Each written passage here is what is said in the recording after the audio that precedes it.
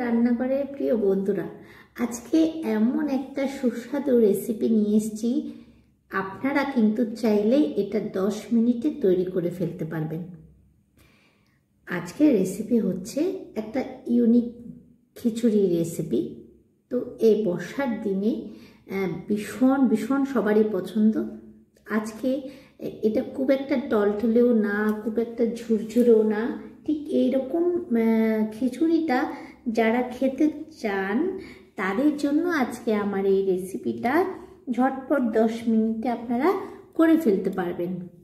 তো বন্ধুরা, আজকে তার সাথে রয়েছে ইলিশ মাছ ভাজি, একটু লেবু, পাশাপাশি 2 রকমের আচার রয়েছে। একটা আচার রেসিপি তো আপনাদের গত পরশুদিন দিয়েছিলাম, আর আরেকটা হচ্ছে চিকেনের আচার, মানে চিকেন পিকেলস। তো সেটা কয়েক মাস হয়েছে আমি বানিয়েছি, এখনো অবধি রয়েছে। এখনো অবধি খেতে মানে স্বাদের কোথাও তফাৎ হয়নি, এত সুন্দর হয়েছিল চিকেন পিকেলসটা। তো চলুন এই খিচুড়িটা কি করে রান্না করেছি আজকে আপনাদের সাথে দেখিয়ে দেবো আপনাদেরকে, এবং আপনাদেরও কিন্তু ভীষণ ভীষণ সুবিধে হবে এই রেসিপিটা বানাতে। তো একদম ইউনিক, নতুনত্ব, মানে এটা কোথাও কিন্তু পাবেন না। আজকে এই প্রিয় রান্নাঘরে কিন্তু এই রেসিপিটা একদম নতুনত্ব আপনাদের জন্য নিয়ে এসেছি এবং সবারই সুবিধে হবে। তো চলুন দেখতে থাকি। প্রথমে আমি এরকম 1 বাটি চাল নিয়েছি। তো চালটা কিন্তু একটু ময়লা রয়েছে। প্রথমে আমি চালটাকে বেশ ভালোভাবে ধুয়ে নেব।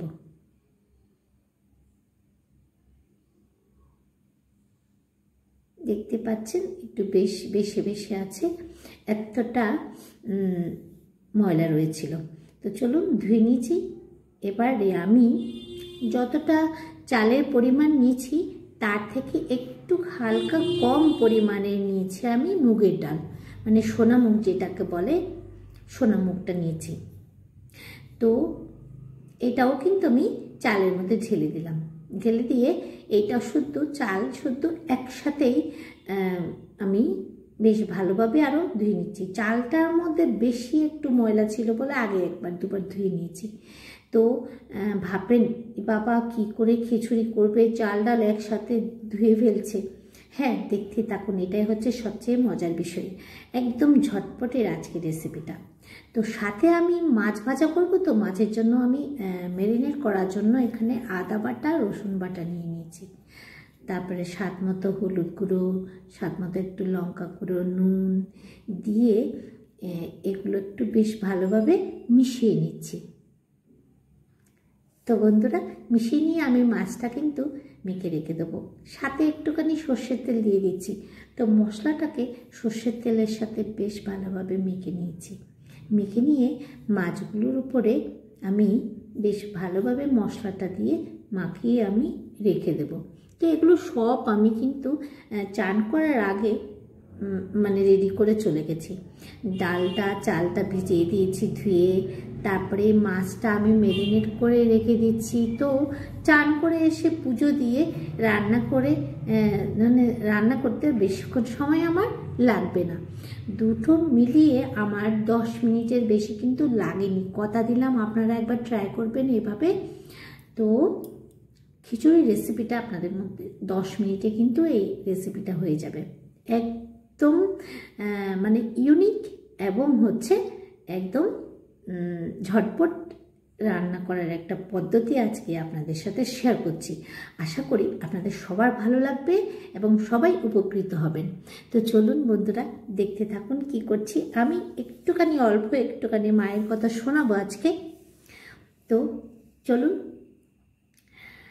আমরা যারা শ্রী অরবিন্দের অনুসারী, বহু দূর থেকেও ম্যাগনেটিক কম্পাসের মতো পণ্ডিচেরির দিকে, মা শ্রী অরবিন্দের দিকে ঝুঁকে আছি।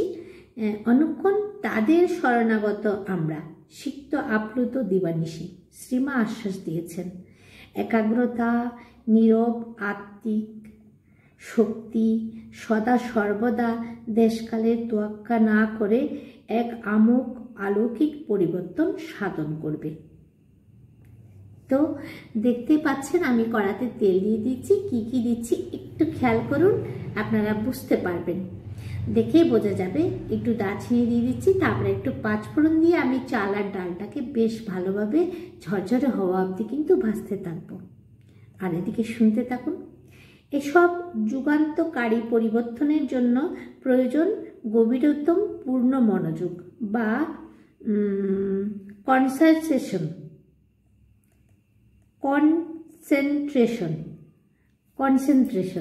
একদম। এর ফলশ্রুতিতে জ্যোতি সত্য ও শক্তির উদ্বোধন হবেই হবে। সত্যিকারের উপলব্ধির মাধ্যমে একমাত্র এই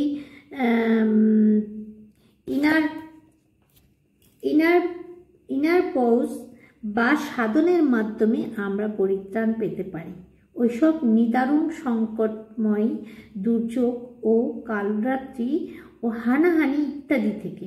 অবশ্যই আমরা পাবো মুক্তি। এসব প্রচণ্ড আসরিক শক্তির কবল থেকে আসবে প্রশান্তি। তো বন্ধুরা দেখতে পেয়েছেন এখানে কি কি দিয়েছি, হলুদ, লঙ্কা গুঁড়ো, স্বাদ মতো নুন এবং জিরে গুঁড়ো। তো জিরে গুঁড়োটা আমি বলার জন্য এদিকে বন্ধ করলাম। তো জিরে গুঁড়োটা দিয়ে এটা বেশ ভালোভাবে আরও আমি ভেজে নিচ্ছি। চাইলে আপনারা সাদা তেলের পরিবর্তে এটা ঘিয়ের মধ্যে করতে পারেন, আরও সুস্বাদু হবে।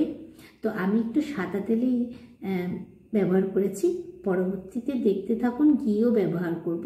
তো দেখে মনে হচ্ছে না সহজ সহজ, সত্যি কিন্তু সহজ। এবার আমি পরিমাণ মতো আদা বাটা দিয়ে আরও ভালোভাবে আর একটু ভেজে নেব। পাশাপাশি আমি কিন্তু গরম জল করে রেখেছি। আমি কিন্তু এখানে গরম জলেই ব্যবহার করব। গরম জল আমি দুবার ব্যবহার করব। কখন কখন করব দেখতে থাকুন বন্ধুরা। মা বলেছিলেন গত শতাব্দীর 2 বিশ্বযুদ্ধের ও তৎপরবর্তী 3 বা ততোধিক দীর্ঘ সংকটময় যুগের কথা, যখন আমরা সমর্থ হব ওই নীরব সাধনায় মগ্ন হতে। শ্রী অরবিন্দ বলেছেন বহুবার, আমার আর মায়ের চেতনা একই স্তরের। সৃষ্টির আদিকাল থেকে আমরা একত্রে এই মুহূর্তের জন্য কাজ করে চলেছি, কিন্তু এই মনোময় সত্তার অন্নময় পার্থিব দেহ সর্বস্ব জীবন কেবলই বিবর্তিত হয়ে চলেছে। এই অতিমানব স্তর কোনো মুনি ঋষি কোনোদিনই ভালোভাবে বুঝতে পারেননি। তারা এই স্তরকে পাশ কাটিয়ে চলে গেছেন। এই আলো গত শতাব্দীর 3 দশকের গোড়ার দিকে শ্রী অরবিন্দের দেহে প্রবেশ করতে শুরু করে। এই আলোই তার দেহত্যাগের পর স্বর্ণাভ ও নীলাভ জ্যোতিতে তার দেহ থেকে ক্রমান্বয়ে 5 দিন ব্যাপী বিচ্ছুরিত হতে থাকে। ফরাসি ডক্টর মন্তব্য করেছিলেন, সমাধি গাত্রে বা স্মৃতিফলক যা প্রস্তরে উৎকীর্ণ রয়েছে, বিশ্ববাসীর জন্য সেটি মায়ের বাণী, শ্রী অরবিন্দের জন্য শোক করা অর্থ।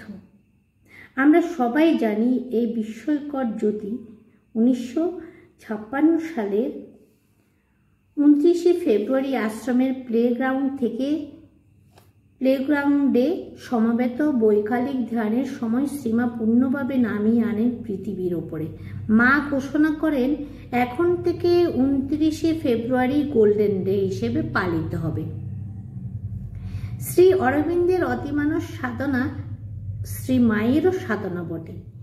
এই যুগল সাধনা মানব জাতিকে শত সহস্র বছরেরও জন্মান্তরের থেকে নিয়ে চলবে, জন্ম মৃত্যু হাত থেকে রক্ষা করে। শ্রী অরবিন্দ বলেছেন, তিনি এটাও বলেছিলেন, তিনি এও বলেছেন সমালোচকদের উদ্দেশ্যে। আরেক জায়গায় শ্রী অরবিন্দ বলেছেন, তার সিদ্ধিলাভ হয়েছিল যখন শ্রীকৃষ্ণ সশরীরে তার দেহে নেমে এসে তাকে আশ্বস্ত করেন এই বলে, আনতে আমি তোমাকে সর্বাত্মক সহযোগিতা করব। তার তিরোধানের 6 বছর পর মা সেই জ্যোতি নামিয়ে আনার কাজ সুসম্পন্ন করলেন। তো বন্ধুরা, আজকে আমাদের রেসিপিটি বা আমার রেসিপিটি নিশ্চয়ই অনেকেই উপকৃত হবেন। খেতে যেমন সুস্বাদু, ঝটপট রান্না এবং কোনো ফোড়ন দেওয়ার পরে কোনো ঝামেলা থাকবে না। আর এখানে আমি শুকনো লঙ্কা ব্যবহার করিনি, কাঁচা লঙ্কা ব্যবহার করেছি, যাতে একটু ভিন্ন ধরনের হয়। আমরা তো সবসময় শুকনো লঙ্কাটা ফোড়ন দিই, তো আজকে আমি কাঁচা লঙ্কাটা ব্যবহার করেছি। এতে ফ্লেভারটা কিন্তু আরও দারুণ আসবে। আর লাস্টে দেখেছেন নিশ্চয়ই আমার সেই মশলাটা, যে মশলাটা আমি তৈরি করেছিলাম, সেই মশলাটাই আমি দিয়ে দিয়েছি প্রায় ছোট চামচে, মানে 4 চামচ 1 চামচের মতো। কারণ ওখানে অনেক কিছু রয়েছে, কারণ এখানে আপনারা দেখতে পেয়েছেন আমি অল্প একটুখানি গুঁড়ো লঙ্কা ব্যবহার করেছি। তাই জন্যই ওই মশলাটা একটু ঝাল ঝাল হয়েছে, তো তাই জন্য এই মশলাটা আমি এখানে 4 চামচ 1 চামচ ব্যবহার করেছি। তো চলুন এবার মাছগুলো ভাজা করে নিয়েছি। আমি তো পরিবেশন করাটা প্রথমেই দেখিয়ে দিচ্ছি, তো দেখতে থাকুন বন্ধুরা।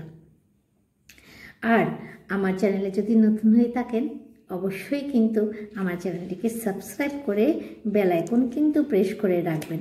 পরবর্তীতে যে ভিডিও আসবে তাহলে ওটা আপনার মিস হবে না। বেল আইকনটা প্রেস করে রাখলে আমি যে কোনো কিছু পোস্ট করলে আপনার কাছে প্রথমেই চলে যাবে। তো বন্ধুরা, ভিডিওটি ভালো লাগলে প্রচুর করে শেয়ার করে দেবেন, সবাই উপকৃত।